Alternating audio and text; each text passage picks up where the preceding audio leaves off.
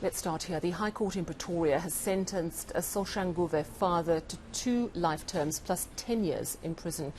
He tried to kill all 3 of his children by lacing Vienna sausages and Russians with poison. 2 of them, aged 11 and 8, survived, but his 2-year-old son died. He was sentenced to life for the murder plus 10 years for the attempted murders. He's also received a life sentence for raping their mother. Our reporter Heidi Giokos has been following the story, and she joins us now. And Heidi, this is just horrific.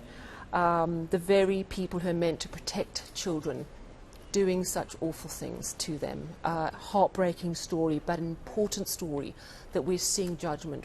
And today we saw sentence, and it was a heavy sentence. Tell us about it. Yes, definitely a heavy sentence, and I think you summarized it in your introduction, Sally, but I think we must just go back to what happened. In 2019, Mr. X, and the reason why we're calling him Mr. X is because we want to protect the identity of the 2 surviving children as well as the mother.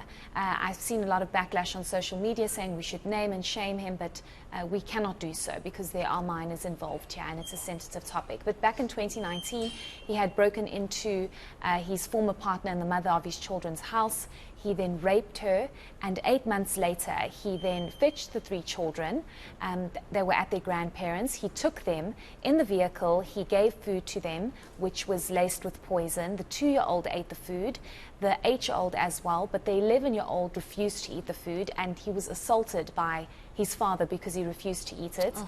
The mother was then called, and the 2-year-old had already passed away. He tried to commit suicide on the same day of doing this, and he was arrested on the same day.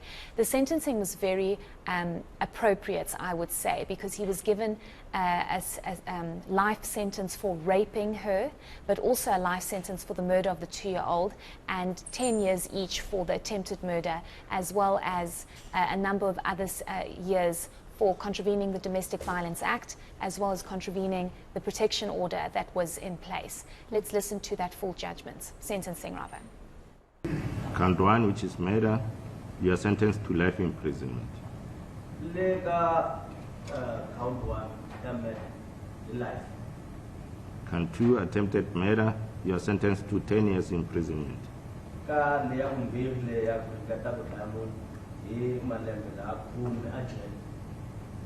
Count 3, attempted murder, you are sentenced to 10 years imprisonment.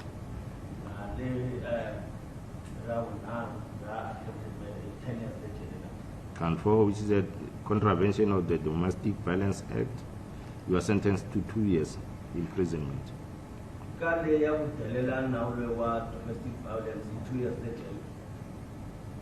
Count number 5, housebreaking with intent to rape, you are sentenced to 5 years imprisonment.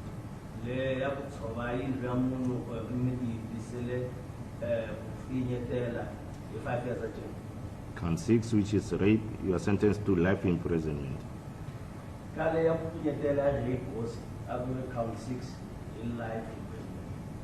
7, that is contravention of the Domestic Violence Act, you are sentenced to 2 years imprisonment.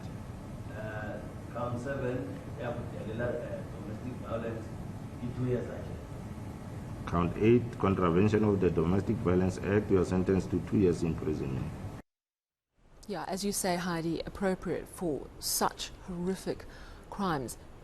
Having listened, and I know that you're going to tell us about key points of the judgment, but before you jump into that, did you get a sense of what the motive was? Was it purely to hurt his estranged partner, pure revenge? Yes, and that's an important point here, because why would anybody want to do that? Why would you want to kill 3 of your children, rape the mother of your children, and then subsequently try and commit suicide? But it seems as though, according to this actual judgment, that it appears as though this was revenge. He was trying to get back at the mother for her deciding to leave. She also had a protection order against him, and his family had forced her to drop the charges of rape and remove the protection order.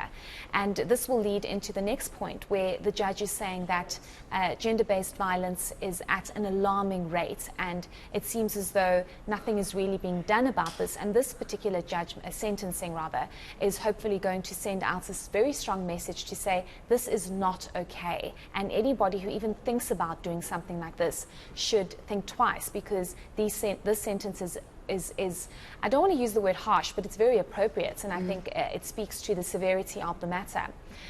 The fact that the judge gave a life sentence for rape, we don't often see that. We normally see 10, 15, 20 years for rape.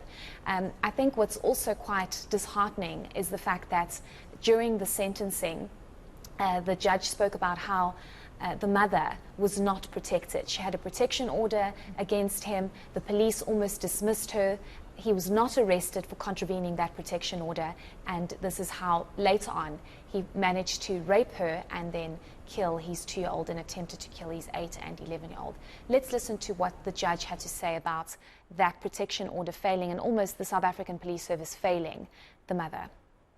Despite the protection order in place, the accused kept on assaulting Ms. Mohlala, threatening her life, and eventually raping and killing a 12-year-old child. A 2-year-old child, I'm sorry. I'm down to protection order. When I'm a protection order, Miss Miyama filming to be some child, me,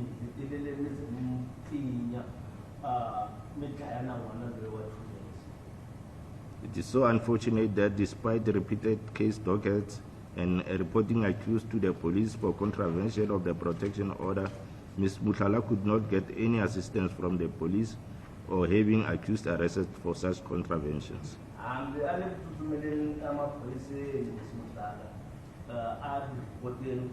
Protection order when